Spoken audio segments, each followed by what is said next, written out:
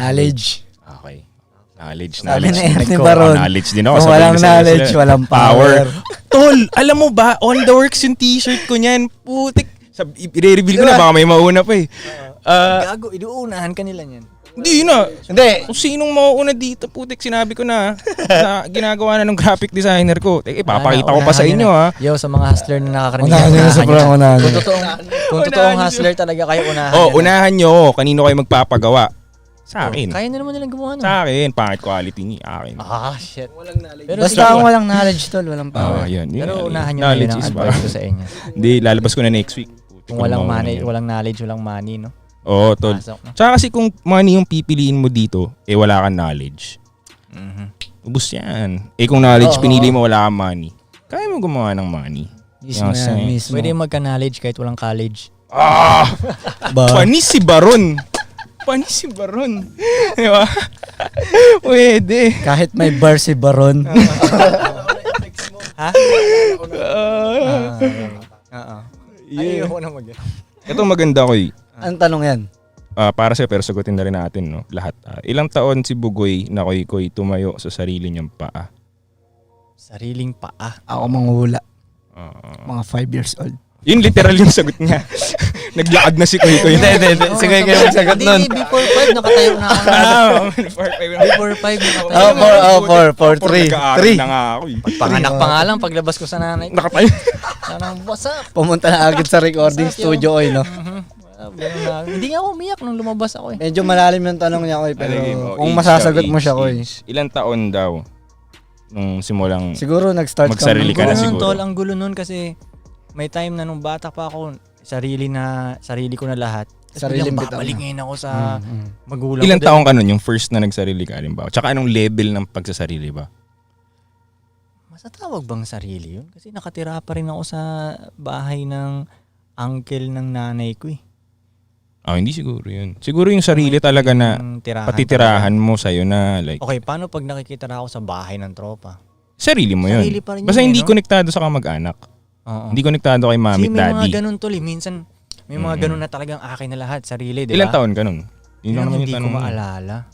Siguro before 21. Before 21. Before 21 naranasan ko na yun na ganun o sarili Nasaan ko. ka nun? Sariling kain. Nasa States ako nun. Nasa States Oo. ka. Okay. Hindi ko naranasan yun sa Pinas nun dito. Kasi- Sorrento talaga ako nun. Actually, sa Filipino Kasi- lifestyle, bihira naman yung ganun eh. Yung magsasarili ka na. Dito Yun hanggang nga eh. 35 nga eh. Hanggang Yun na nga 37 eh. nasa Yun nga yung magulang ka pa eh. oo, yun yung Ibang nakikita ko kultura sa iba dito eh. So Oo. siguro yung 21 mabata-bata. Sa Amerika, 14 ka pa lang maglalayas ka na eh. 16 ka pa lang aalis ka na eh. Oo, di ba? oo. So, ikaw, ilang taon ka nung mag-isa ka na talaga? Mahaga to. Mahaga talaga. Oo, man. Like ilang taon? Basta, tol, mga siguro, mga 16, mga ganun. Talaga? Like sarili na? Hindi, nakikitara ako, parang ganun. Oo, pero wala nang tulong Kumbaga nila lahat ng magulang. Ganun. gastusin ba? Ikaw na. Oh. Lahat. Oo. Siguro mga 20, tol. 18, ganyan. Okay. Parang ganun din. Pero yun Ako nga, rin, ganun 21. minsan may ako. ganun. Teenage. Minsan may mayroon akong bitaw na ganun na sarili ko na lahat. Biglang lulunok ako ng pride. Oo, Balik ka. babalik ka Kasi sa napafuck pamilya up mo. talaga ako eh. Napafuck up ako. Tapos yung Mahirap ang walang guide, tol. Lalo na yung huli kong yung bumalik na ako dito sa Pilipinas, yung huli kong balik. Di ba? Nasa States ako, balik-balik ako ngayon.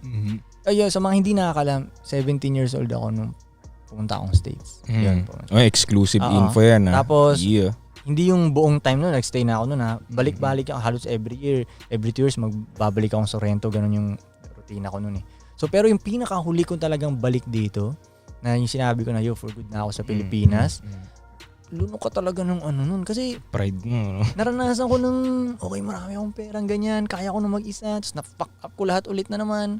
Tapos, lulunok ka, tapos nandun ka na naman sa bahay nila, ng magulang mo, tapos, kaya ka nila ulit pagsabihan, parang, Hindi mo control, tol. Hindi mo control. sasalita silang ganun, pero titiisin mo dahil nandoon ka di ba? Nakikitira ko eh. Oo, nakikitira ako parang ganun. Pero hindi, sumasabat pa rin ako Talaga ba? Oo, syempre, alangan, mali sila Yeah. Alangan, hindi ko sabihin, di ba? Mali sila Sasabat pa rin ako. Pero dapat pala hindi na ako sumulat, wala palang silbi. Wala akong napala doon.